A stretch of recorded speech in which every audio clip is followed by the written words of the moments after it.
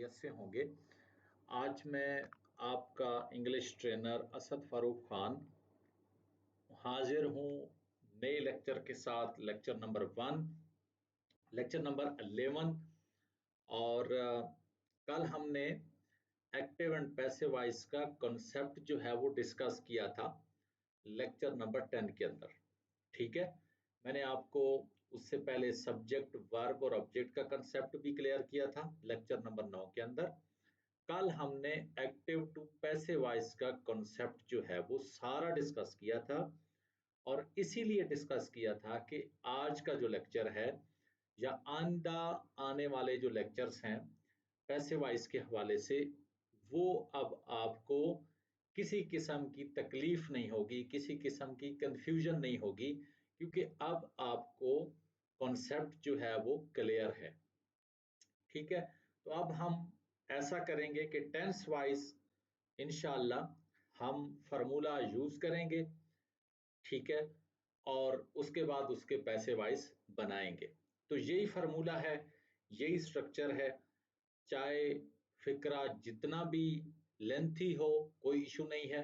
आपको अगर स्ट्रक्चर आता है, आपको अगर लॉजिक पता है, आपको अगर फार्मूला पता है, तो आपके लिए किसी भी किस्म के सेंटेंस की एक्टिव टू पैसिव वॉइस में कन्वर्जन मुश्किल नहीं होगी। आज हम प्रेजेंट टेंस के जो एक्टिव टू पैसिव वॉइस हैं वो इंशाल्लाह डिस्कस करेंगे।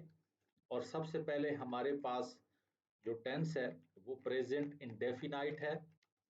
इसके मैं आपको पॉजिटिव नेगेटिव सारे इंशाल्लाह सेंटेंसेस एक्टिव टू पैसिव बना के दिखाऊंगा।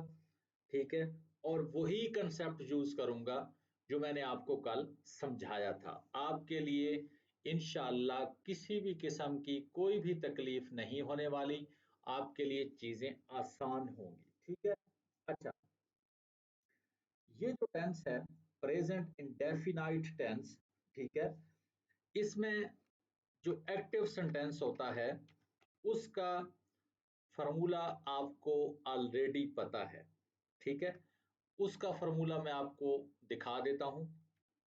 मैं एक्टिव वॉइस को एवी के तौर पे लिख देता हूं, आप समझ जाइएगा कि मैं एक्टिव की बात कर रहा हूं।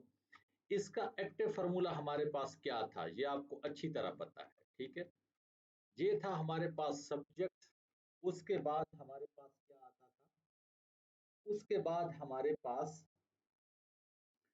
वर्ब की फर्स्ट फॉर्म आती थी, ये आपको अच्छी तरह पता है। ठीक है, मेन वर्ब की फर्स्ट फॉर्म आती थी हमारे पास। अच्छा, उसके साथ हम ही शी इट की सूरत में लगाते थे एक चीज, और वो आपको पता है एस या ई एस। आपको मैंने ये भी समझा दिया था कि एस किसके साथ लगता है और ई एस किसके साथ यूज होता है। अच्छा, उसके बाद हम क्या करते थे, उसके बाद हमें ऑब्जेक्ट लगाना होता था फिक्रे में, अगर होता था तो फिर एंड पे वो आता है। ठीक है, ये हमारा एक फार्मूला था, एक स्ट्रक्चर था एक्टिव वॉइस सेंटेंस का। कल मैंने आपको ये बात समझा दी थी, बता दी थी कि हमने जितने भी टेंस पढ़े हैं वो सारे एक्टिव वॉइस हैं। क्यों एक्टिव वॉइस हैं? क्योंकि उसमें हम सब्जेक्ट पहले लिखते हैं फिक्रे में। यहां पर आप समझिएगा, सब्जेक्ट पहले लिखते हैं फिक्रे में, उसके बाद हम हेल्पिंग वर्ब या वर्ब यूज करते हैं, और उसके बाद हम ऑब्जेक्ट यूज करते हैं। हर टेंस में आपने ये वाला स्ट्रक्चर पढ़ा है, समझा है, प्रैक्टिस किया है। हमने 12 टेंसेस में ये वाला स्ट्रक्चर जो है वो पढ़ा भी है, समझा भी है, और मुख्तलिफ एग्जाम्पल्स में हमने मुख्तलिफ किस्म के सेंटेंसेस भी बनाए हैं। तो इस हवाले से मैंने आपको ये बात कल की थी कि सारे टेंस क्या हो गए, एक्टिव वॉइस हो गए। अब हम इनके बनाएंगे पैसिव वॉइस, और पैसिव वॉइस जब हम बनाएंगे तो कौन सी कोई रॉकेट साइंस इस्तेमाल होगी, कौन सा कोई मुश्किल काम होगा, कुछ भी नहीं होगा। पैसिव वॉइस का मैं आपको कल जर्नल स्ट्रक्चर फार्मूला समझा चुका हूं। आज मैं आपको हर टेंस के हवाले से उसका फार्मूला समझा दूंगा। बात वही है, वही वाला फार्मूला है, बट सिंपली क्या होगा, हर टेंस के हेल्पिंग वर्ब जो पैसिव के होंगे वो डिफरेंट होंगे, उन्हीं को समझना है, ठीक है। तो पैसिव वॉइस में हम क्या करेंगे, हम सबसे पहले ऑब्जेक्ट लिखेंगे। ये मैंने आपको कल बताया था, कोई नई बात नहीं है, ऑब्जेक्ट लिखेंगे। उसके बाद इस टेंस में याद रखिएगा, प्रेजेंट इंडेफिनाइट टेंस में जब भी हम sentence active to passive voice में कन्वर्ट करेंगे तो हमारे पास हेल्पिंग वर्ब यूज होंगे इज, एम और आर, ठीक है। ये हम यूज करेंगे। ही, शी, इट या फिर सिंगुलर नेम के साथ इज लगेगा, आई के साथ एम लगेगा, वी के साथ, दे के साथ, यू के साथ, जब प्लूरल सब्जेक्ट होगा तो आर यूज करेंगे। अच्छा, हेल्पिंग वर्ब आ गया। हेल्पिंग वर्ब के बाद मैंने कल आपको क्या कहा था कि हमेशा हमेशा पैसिव वॉइस में मेन वर्ब की थर्ड फॉर्म यूज होती है, तो हम थर्ड फॉर्म यूज करेंगे। अच्छा, उसके बाद मैंने आपको क्या कहा था, बाई का इजाफा होता है तो हम बाई यूज करेंगे। उसके बाद मैंने क्या कहा था, एंड पे आएगा हमारा सब्जेक्ट की जगह पे, ऑब्जेक्ट की जगह पे हमारा सब्जेक्ट आ जाएगा। ये है हमारा पैसिव वॉइस का formula, active to passive voice. इसको मैं अंडरलाइन भी कर लेता हूं ताकि ये नुमाया हो जाए। अच्छा, अब इस फार्मूले को मद्देनजर रखते हुए हमने प्रेजेंट इंडेफिनाइट टेंस के सेंटेंसेस को active to passive voice convert करना है।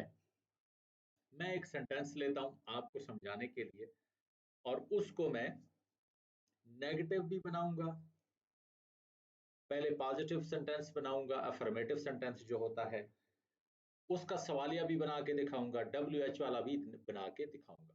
स्ट्रक्चर हमारे पास कौन सा है, आपने याद रखना है, यही वाला यूज होगा। स्ट्रक्चर कौन सा यूज होगा जी, ये वाला, ठीक है। इसको आपने अब याद रखना है, कोई मुश्किल नहीं है। और इज एम आर को देख के डरने की जरूरत भी नहीं है, ये प्रेजेंट के ही हेल्पिंग वर्ब्स हैं, लेकिन पैसिव वॉइस के लिए, ठीक है। वैसे हम प्रेजेंट इंडेफिनाइट टेंस के नफी फिकरात के अंदर डज, नॉट या डू नॉट का इस्तेमाल करते हैं, सवालिया में डज या डू का इस्तेमाल करते हैं, पैसिव वॉइस में इज, एम, आर यूज होते हैं। अच्छा, अब आप देखें कि ये स्ट्रक्चर आपके सामने है, आपको समझ आ गया। अब हम एक सेंटेंस लेते हैं। मैं कहता हूं माय मदर, मैं एक सेंटेंस बनाता हूं, मैं कहता हूं माय मदर लव्स मी, ठीक है। मेरी माँ मुझसे मोहब्बत करती है। अब ये जो सेंटेंस है ये एक्टिव वॉइस है, आपके सामने है। माय मदर मैंने सब्जेक्ट को पहले लिखा, लव्स वर्ब है, एस का मैंने इजाफा किया क्योंकि माय मदर जो है वो सिंगुलर सब्जेक्ट है और मी मेरा ऑब्जेक्ट है। अब मैं बनाता हूं इसका पैसिव वॉइस। अच्छा, अब यहां पर आप गौर करें कि मी जब ऑब्जेक्ट की फॉर्म में है तो यहां पे मी है। तो मैंने आपको कल क्या कहा था, जब ये सब्जेक्ट फॉर्म इसकी होती है तो वो होता है आई, ठीक है। पोजेसिव फॉर्म है माई और ऑब्जेक्टिव फॉर्म है मी। तो अब मी जब आपका एज ए सब्जेक्ट यानी कि सब्जेक्ट वाली जगह पे आएगा, है तो ये ऑब्जेक्ट, लेकिन चूंकि फिक्रे में ये आएगा सब्जेक्ट वाली जगह पे, तो ये सब्जेक्टिव फॉर्म में इस्तेमाल होगा। हम इसको मी का मी नहीं लिखेंगे, ये बात आपने समझनी है। मैंने आपको ये बात कल भी की थी कि रट्टा नहीं लगाना, लॉजिक को समझना है, बात को समझना है। तो मी जब सब्जेक्ट वाली जगह पे आएगा तो हम इसकी सब्जेक्टिव फॉर्म लिखेंगे, और वो मैंने आपको कल बता दी थी, कौन सी थी, आई आ जाएगा, ठीक है। अच्छा जी, मी आई बन गया।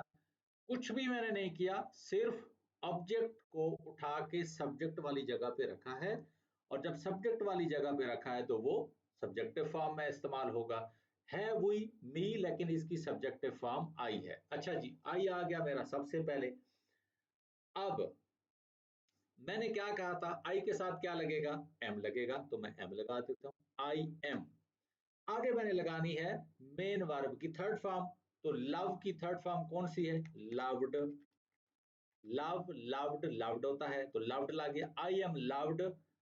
अब आ गया बाई का इजाफा, बाई आ गया। माई मदर उसी तरह आ जाएगा, माई मदर।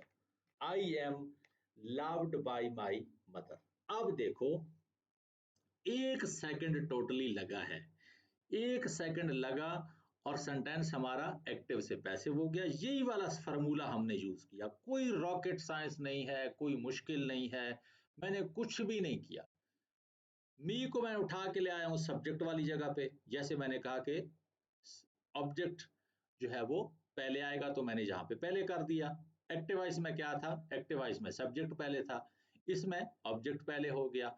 हेल्पिंग वर्ब मैंने एम इस्तेमाल किया, जो कि इज एम आर है, मुझे पता है, फार्मूला है मेरे पास।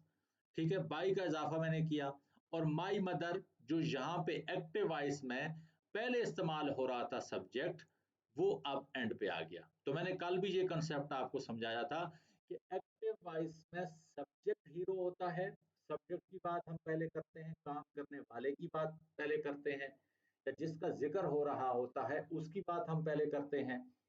और पैसिव वॉइस में हम ऑब्जेक्ट की बात, जिस पे काम हो रहा होता है उसकी बात हम पहले करते हैं, और जो काम कर रहा होता है उसकी बात हम बाद में करते हैं। तो यहां पर क्या हुआ, क्योंकि मुझ पे काम हो रहा था, मुझसे मोहब्बत हो रही थी, मुझसे मोहब्बत की गई थी, तो मैं पहले आ गया, और जो मोहब्बत करने वाला था मेरी मदर, वो फिक्रे में बाद में आ गई। तो फिक्रा क्या हो गया, ये टोटल फिक्रा आपका पैसिव वॉइस में कन्वर्ट हो गया। अब नेगेटिव अगर मैं आप इसका बनाता हूं तो कोई मसला ही नहीं है, मैं हेल्पिंग वर्ब के बाद नॉट लगा दूंगा, तो मेरा फिक्रा नेगेटिव पैसिव वॉइस में तब्दील हो जाएगा। I am not loved by my mother. बस कुछ भी नहीं हुआ, कुछ भी मैंने नहीं किया, सिर्फ नॉट का इजाफा किया। जैसे नॉट के इजाफे से फिक्रा नेगेटिव हो जाता है, तो मेरा इधर पैसिव वॉइस भी नेगेटिव हो गया। मुझे जहां पे बार बार फार्मूला लिखने की कोई जरूरत नहीं है कि भाई जहां पे नॉट आएगा, ठीक है। तो कुछ भी नहीं हुआ, हेल्पिंग वर्ब के फौरन बाद मैंने नॉट लगा दिया। अच्छा, अब मैं कहता हूं जी नहीं, मैंने सवालिया जुमला बनाना है और हो भी वो पैसिव में, तो कुछ भी मैं नहीं करूंगा, उसी तरह हेल्पिंग वर्ब को बाहर निकाल दूंगा। मैं कहता हूं am I loved by my mother, बस सवालिया निशान आ गया। हम जब एक्टिव वॉइस का फिक्रा पैस सवालिया बनाते थे तो क्या करते थे, कुछ भी नहीं करते थे, हम हेल्पिंग वर्ब को बाहर ले आते थे। तो पैसिव वॉइस भी जब सवालिया बनेगा तो हेल्पिंग वर्ब बाहर आ जाएगा, बात खत्म। अब जहां पे एम हेल्पिंग वर्ब था तो मैं उसको बाहर ले गया।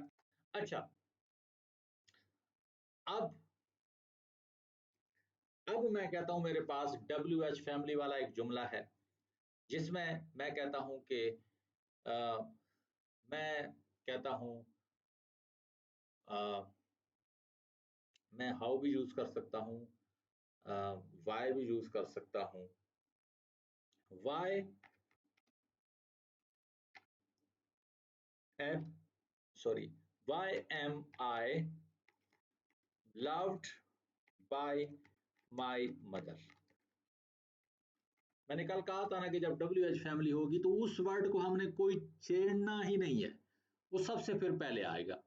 और जहां पर क्या हुआ, मैंने डब्ल्यू एच फैमिली का जो वर्ड था, अगर वो हो, फिक्रे में यूज हो रहा हो, तो वो सबसे पहले आ जाएगा। ठीक है, अच्छा, इतनी सी बात है, इसमें कोई रॉकेट साइंस नहीं है। सिर्फ मैंने इस फार्मूले को यूज किया, इस फार्मूले को, इस स्ट्रक्चर को यूज करते हुए आप प्रेजेंट इंडेफिनाइट टेंस का 1000 फिक्रा ले लें, 2000 फिक्रा ले लें, बस उसको तब्दील करते जाएं। नफी में भी तब्दील हो जाएगा, सवालिया भी बन जाएगा। सेम साइंस है जो टेंसेस में आपने पढ़ी है। नफी में नॉट, यहाँ पर भी नॉट लग गया। सवालिया फिक्रे में हेल्पिंग वर्ब सबसे पहले यूज होता है, मैंने जहां पर भी हेल्पिंग वर्ब को पहले निकाल दिया, तो बस फिक्रा मेरा पैसिव वॉइस है, सवालिया हो गया। डब्ल्यू एच फैमिली का वर्ड तो सबसे ज्यादा, ये ये तो कहते हैं हमें कुछ भी ना करो भाई, हमें एज इट इज फिक्रे में सबसे पहले लगा दो, उसके बाद हेल्पिंग वर्ब लगा दो, उसके बाद सब्जेक्ट लगा दो, वर्ब की थर्ड फॉर्म बाई का इजाफा, एंड पे आपका जो है वो ऑब्जेक्ट वाली जगह पे सब्जेक्ट आ जाएगा। बात खत्म हो गई, क्लियर हो गई। एक ही फिक्रे को लिया है, आप मुख्तलिफ फिक्रे ले सकते हैं, ठीक है, आप मुख्तलिफ फिक्रे भी ले सकते हैं। मैं यहाँ पे ही राइट्स अ लेटर एक और ले लेते हैं यार, कोई मसला नहीं है, ठीक है। आपको छूट क्या होगा, कुछ भी नहीं। अ लेटर एक सिंगल है तो इज आएगा, क्योंकि एक ही खाता है ना। इज रिटर्न बाय ही का हिम बन जाएगा, बस बात खत्म। क्यों, मैंने कल लिखाया था कि जब ही सब्जेक्टिव फॉर्म में होता है तो वो ही होता है, जब वो ऑब्जेक्ट की जगह पे जाएगा तो फिर ऑब्जेक्टिव फॉर्म में लिखेंगे, और ही की ऑब्जेक्टिव फॉर्म हिम है, बस बात खत्म। A letter is written by him हो गया। A letter is not written by him हो गया, नफी हो गया, ठीक है। तो क्या मुश्किल है, कोई कोई मुश्किल है, इतने आसान आपने पैसे वाइज कभी पढ़े हैं, ठीक है, कुछ भी नहीं है, ठीक है। वो जो हम डरते थे पैसे वाइज से कि पता नहीं पैसे वाइज क्या है, कोई पता नहीं बहुत ही मुश्किल चीज है, कुछ भी नहीं है। स्ट्रक्चर को समझ लिया, लॉजिक को समझ लिया, बात खत्म। बाई का इजाफा, थर्ड की, बस हेल्पिंग वर्ब हर टेंस का अलग होगा, जहां पर प्रेजेंट इंडेफिनिट टेंस का इज एम आर है, मैं इज एम आर इस्तेमाल कर रहा हूं, ठीक है। अच्छा, is a letter written by him, सवालिया हो गया, ठीक है, सवालिया हो गया। अच्छा,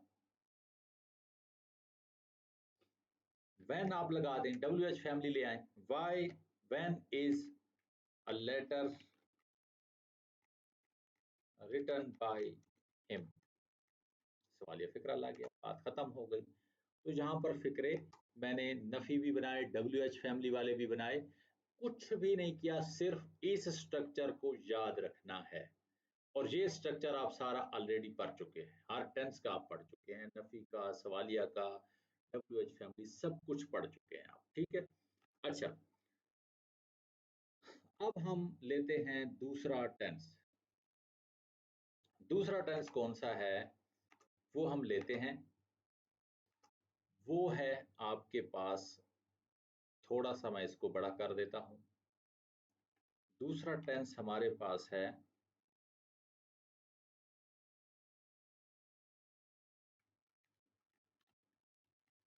प्रेजेंट कॉन्टिन्यूअस टेंस, ठीक है।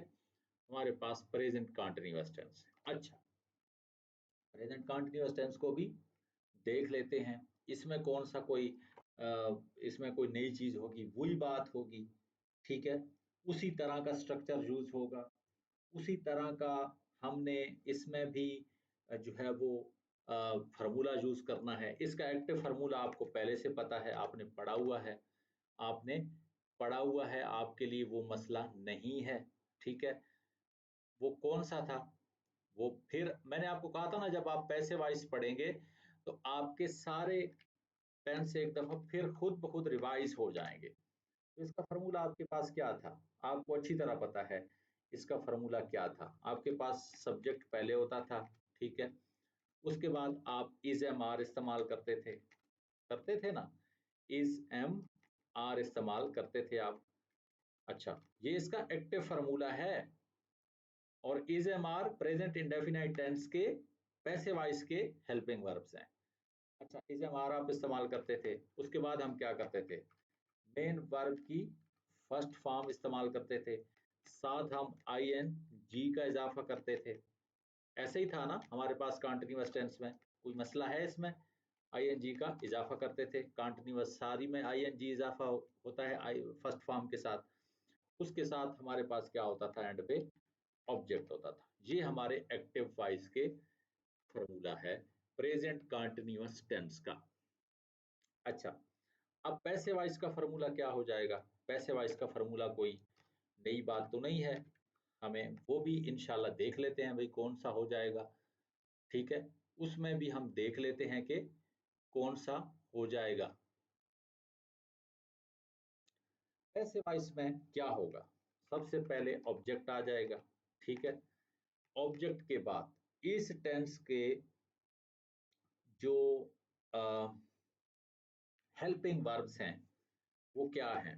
Is, am, are plus being, BEING। अब यहां पे बीइंग लग रहा है, यानी बी के साथ हम आईएनजी का इजाफा कर रहे हैं, क्योंकि कॉन्टिन्यूअस में हमारी आईएनजी वाली शर्त पूरी होनी चाहिए। तो बी हमारे पास वर्ब की फर्स्ट फॉर्म है, be was been, was second form है बी की, फिर बीन थर्ड फॉर्म है बी की। तो ये भी आपके नॉलेज में इजाफा हो जाए। तो हम बी के साथ, क्योंकि मैंने कहा था कि हम हमेशा वर्ब की फर्स्ट फॉर्म के साथ आईएनजी का इजाफा करते हैं, तो इसीलिए मैंने बी के साथ आईएनजी का इजाफा करके वो जो कॉन्टिन्यूअस टेंस के अंदर आईएनजी वाली शर्त है वो पूरी हो गई। अब हमने करनी है पैसिव वॉइस वाली शर्त, और पैसिव वॉइस की शर्त क्या है कि हर पैसिव वॉइस सेंटेंस के अंदर वर्ब की थर्ड फॉर्म यूज होगी। तो अब हम यहाँ पे क्या करेंगे? हम कुछ भी नहीं करेंगे, हम मेन वर्ब की थर्ड फॉर्म यूज करेंगे। ये तो बस आपको ये तो आपको अब याद हो गया उंगलियों पे। उसके बाद क्या होगा? उसके बाद बाई का इजाफा होगा, और बाई के इजाफे के बाद क्या होगा?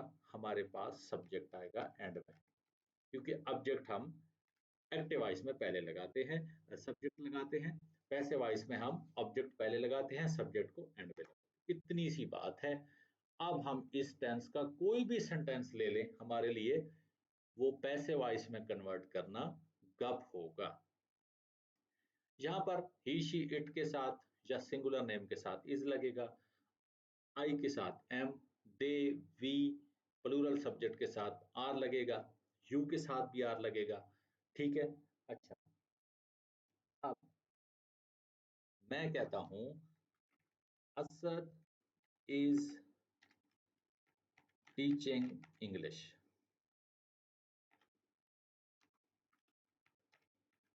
मैं इंग्लिश पढ़ा रहा हूं, ठीक है। असद इज टीचिंग इंग्लिश, ये प्रेजेंट कंटीन्यूअस टेंस का फिक्रा है। आपको अच्छी तरह टेंस आते हैं, आपको अब पता है। तो ये हमारे पास एक्टिव सेंटेंस है। अब यहाँ पर देखें, असद सब्जेक्ट है, इज हेल्पिंग वर्ब है कंटीन्यूअस का, टीचिंग, टीच की आईएनजी फॉर्म है, इंग्लिश मेरे पास ऑब्जेक्ट है। तो अब मैंने क्या करना है? इस फार्मूले के तहत अब मैंने चलना है, और इस सेंटेंस को मैंने पैसिव में कन्वर्ट करना है। अब कैसे बनेगा ये? अब ये ऐसे बनेगा, अभी हम इसको बनाते हैं, घबराने की जरूरत ही नहीं है। अब ये ऐसे बनेगा, इंग्लिश पहले आ जाएगा, इंग्लिश इज बीइंग, टीच की थर्ड फॉर्म होती है टॉट, ठीक है, TAUGHT। English is being taught by Asad. अब असद को तो मैं किसी चीज में कन्वर्ट नहीं कर सकता ना, असद का तो असद ही रहेगा। मैंने आपको कल भी कहा था कि जो नाम होगा वो हमेशा उसी तरह रहेगा। नाम सब्जेक्ट में भी जब यूज होगा तो नाम ही रहेगा, ऑब्जेक्ट फॉर्म में आएगा तो नाम ही रहेगा।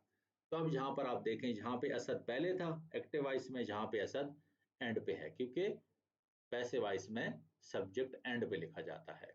जहाँ पे इंग्लिश एंड पे था एक्टिव वॉइस में, और जहाँ पे इंग्लिश पहले है, क्योंकि पैसिव वॉइस में ऑब्जेक्ट पहले लिखा जाता है। इज इसका हेल्पिंग वर्ब है, साथ मैंने पैसिव वॉइस में बीइंग इस्तेमाल किया। यहाँ पर आईएनजी वाली फॉर्म भी या कंडीशन भी पूरी हो गई कि कंटीन्यूअस में आईएनजी जरूरी होता है, और वो वर्ब की फर्स्ट फॉर्म के साथ आईएनजी का इजाफा होता है। तो बी वाज बीन होता है, तो मैंने बी के साथ आईएनजी का इजाफा किया। अब टीच की थर्ड फॉर्म पैसिव वॉइस के अंदर टॉट है, तो मैंने यहाँ पे टॉट लगा दिया।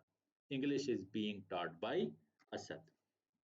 नेगेटिव बना लो यार, कुछ भी नहीं है। अब मुझे नेगेटिव बताना नहीं चाहिए, आपको ये खुद बनाने चाहिए, ठीक है। अच्छा, वो लोग जो मेरे पेड कोर्स के अंदर शामिल नहीं हैं और इस वीडियो को यूट्यूब के ऊपर देख रहे हैं, वो इस तरह के सेंटेंसेस कमेंट्स के अंदर बना के भी मुझसे चेक करवा सकते हैं। अपनी प्रैक्टिस के लिए नेगेटिव सवाल या WH फैमिली वाला, मैं उनके कमेंट्स देख के भी उनके सेंटेंसेस को चेक कर लूंगा कि वो गलत बनाए हैं उन्होंने या सही बनाए हैं, कोई इशू नहीं है। तो आपकी प्रैक्टिस थोड़ी बहुत हो जाएगी। जो मेरे पेड स्टूडेंट हैं, जो मेरे व्हाट्सएप ग्रुप के अंदर शामिल हैं, उनकी तो असाइनमेंट्स ऑलरेडी जो है वो मैं बनाता रहता हूँ, चेक भी करूँगा। उनकी प्रैक्टिस तो ऑलरेडी होगी, कोर्स के दरमियान ही होगी। अच्छा, इंग्लिश इज नॉट हो गया, बीइंग टॉट बाय असद। ठीक है जी, बस नॉट हो गया तो नॉट हो गया। अच्छा, is English being taught by Asad, सवालिया हो गया फिक्रा। ठीक है। अच्छा, when when is English, WH वाला हो गया, when is English being taught by Asad, WH family वाला हो गया। ठीक है, इंग्लिश असद के जरिए कब पढ़ाई गई। तो मुझे बताएं कि क्या मसला है, कोई मसला है यहाँ पर, कोई मसला हुआ, किसी भी किस्म का इशू हुआ कोई। ठीक है। अच्छा, तो कुछ भी नहीं हुआ, कोई मसला नहीं हुआ। ठीक है। अच्छा, एक और ट्रिक भी मैं आपको यहाँ पे बता दूं। अच्छा, मैं आपको ये भी बता दूं कि ये हेल्पिंग वर्ब कैसे याद रखे जा सकते हैं। एक छोटा सा ट्रिक ये भी आपको मैं बता देता हूँ, आपके काम आएगा। अच्छा देखो, ये मेरी पहली टेंस है, present indefinite tense. Active voice का इसका ये फार्मूला है, लेकिन इसके पैसिव वॉइस में जो हेल्पिंग वर्ब इस्तेमाल हो रहे हैं वो आप गौर करें तो प्रेजेंट कंटीन्यूअस टेंस, यानी इससे अगली वाली टेंस के हो रहे हैं। ऐसे ही है ना? ठीक है। अच्छा, अब यहां पर आप देखें, इस ये है प्रेजेंट कंटीन्यूअस टेंस, इसके अपने हेल्पिंग वर्ब्स ये हैं, इसके अपने हेल्पिंग वर्ब्स ये हैं। लेकिन यहां पर मैंने क्या किया, सिर्फ बीइंग का इजाफा किया, यानी वर्ब की फर्स्ट फॉर्म के साथ आईएनजी लगा दिया। बाकी वही वाले हेल्पिंग वर्ब्स हैं जो इसके अपने हैं, सिर्फ बीइंग आपको याद रखना है और वर्ब की थर्ड फॉर्म और बाई का इजाफा। ठीक है, तो ये भी आप याद रखिए कि इसमें प्रेजेंट इंडेफिनाइट टेंस के केस में आप देखें तो उसके जो हेल्पिंग वर्ब हैं पैसिव वॉइस के लिए, वो उससे अगली टेंस यानी प्रेजेंट कंटीन्यूअस टेंस वाले हैं। और यहाँ पर इसके अपने ही हेल्पिंग वर्ब्स जो हैं वो पैसिव वॉइस में भी यूज होते हैं, लेकिन सिर्फ साथ बीइंग का इजाफा है। ठीक है। अब आप इसके जितने भी फिक्रे ले लें, आपको उससे घबराने की, डरने की जरूरत नहीं है। आप इसका लाख फिक्रा भी ले लें, यही वाला फॉर्मूला यूज करें। नेगेटिव, सवालिया, डबल इंट्रागेटिव यानी WH फैमिली वाले आप बनाते जाएं, बस बात खत्म। वही स्ट्रक्चर है, वही फार्मूला है, वही सिंपल तरतीब है, कोई नई चीज नहीं है, कोई रॉकेट साइंस नहीं है। अच्छा, अब चलते हैं हम नेक्स्ट टेंस की तरफ, और नेक्स्ट टेंस है हमारा प्रेजेंट परफेक्ट टेंस। ठीक है, ये हमारा टेंस है, तीसरा टेंस है हमारा। आपने ये टेंस पढ़े हुए हैं तो आपको इनकी तरतीब भी पता है। अच्छा, अब इसमें क्या मसला है? इसमें भी कोई मसला नहीं है, हमें इसके एक्टिव सेंटेंसेस का फॉर्मूला ऑलरेडी पता है। हमें इसके एक्टिव सेंटेंसेस का फॉर्मूला ऑलरेडी पता है, क्योंकि हमने टेंसेस सारे पढ़े हुए हैं। कौन सा फॉर्मूला था, अगर आपको याद हो तो? इसका एक्टिव सेंटेंसेस का फॉर्मूला क्या होगा? कुछ भी नहीं है। आपको घबराने की जरूरत ही नहीं है, आपको परेशान होने की जरूरत भी नहीं है। तो कौन सा फॉर्मूला है जनाब? वो फॉर्मूला देख लेते हैं। ठीक है, वो फॉर्मूला क्या है? वो फॉर्मूला है सब्जेक्ट पहले, ठीक है, उसके बाद क्या है? हैज और हैव इसके हेल्पिंग वर्ब्स होते थे, अगर आपको याद हो तो। हैज और हैव इसके हेल्पिंग वर्ब होते थे। अच्छा, मेन वर्ब की हम इसमें पहले भी थर्ड फॉर्म इस्तेमाल करते हैं ऑलरेडी, एक्टिव वॉइस में भी। उसके बाद हमारा होता था ऑब्जेक्ट। बस इतनी सी बात है एक्टिव में। ठीक है, इसको मैं नए पेज पे ले जाता हूं ताकि आप लोग कंफ्यूज। अच्छा, अब इसका पैसे वाइज देख लेते हैं। तो पैसे वाइज क्या होगा यार? पैसे वाइज कुछ भी नहीं होगा, ऑब्जेक्ट आपका पहले आ जाएगा। ठीक है, उसके बाद आप क्या लगाएंगे? ऑब्जेक्ट के बाद आप इसका जो हेल्पिंग वर्ब है वो होगा हैज और हैव लगेगा, लेकिन साथ में एक इजाफा हो जाएगा हैव बीन। यानी इसके पैसिव वॉइस के फॉर्मूले में हैज बीन और हैव बीन जो है वो आपके इस्तेमाल होंगे हेल्पिंग वर्ब्स के तौर पे, और साथ में मेन वर्ब की वही थर्ड फॉर्म, क्योंकि पैसिव वॉइस में हमेशा थर्ड फॉर्म ही यूज करनी है। ये हमें अब रूल बिल्कुल पता है, ये 100% हमेशा के लिए है, तो बस यही चलेगा। बाई का इजाफा हो जाएगा और आखिर पे क्या आ जाएगा, आपका सब्जेक्ट ऑब्जेक्ट की जगह पे चला जाता है, बात खत्म हो गई। इतनी सी बात है। इसका हम एक सेंटेंस ले लेते हैं, ठीक है।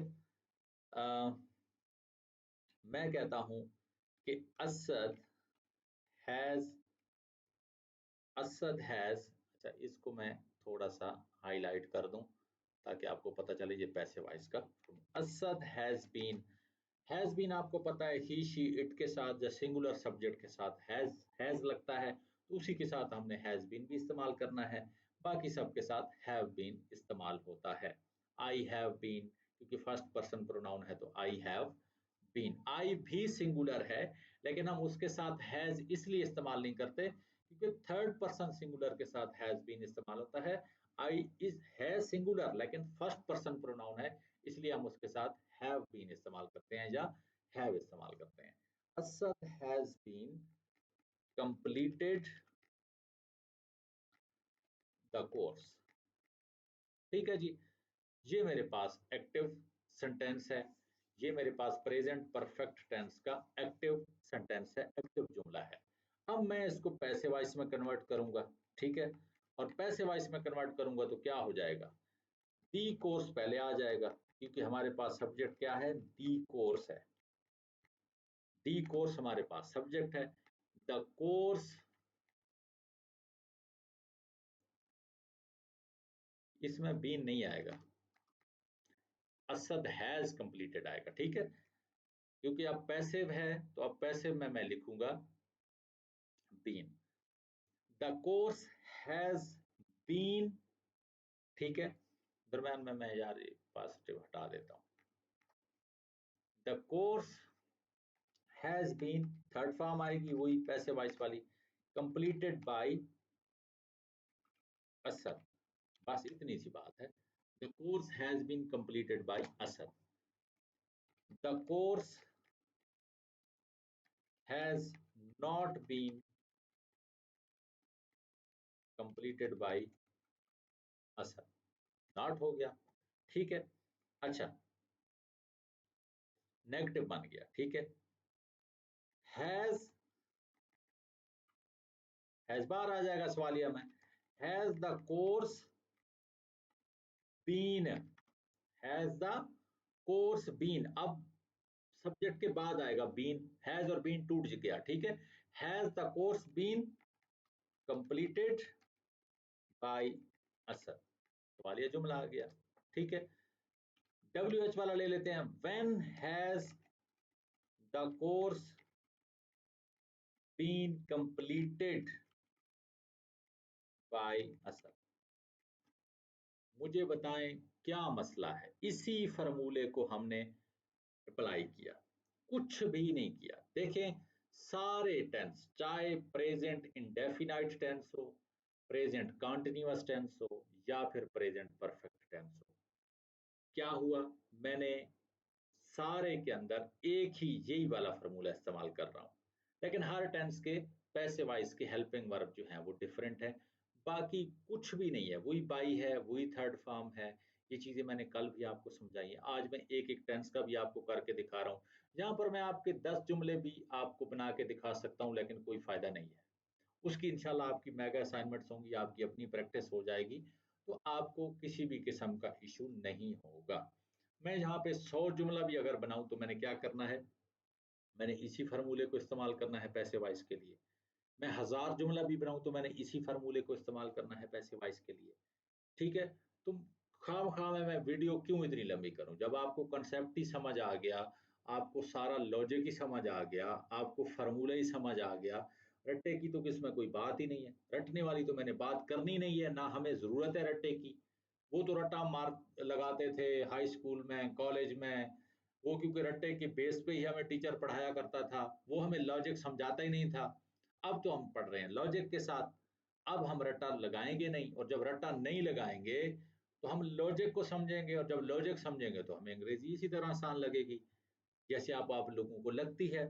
ठीक है, तो किसी भी किस्म की परेशानी की, टेंशन की ज़रूरत है ही नहीं, किसी भी किस्म की परेशानी और टेंशन की ज़रूरत है ही नहीं। अच्छा जी, ये 2 है जहाँ पर 3 है, सॉरी।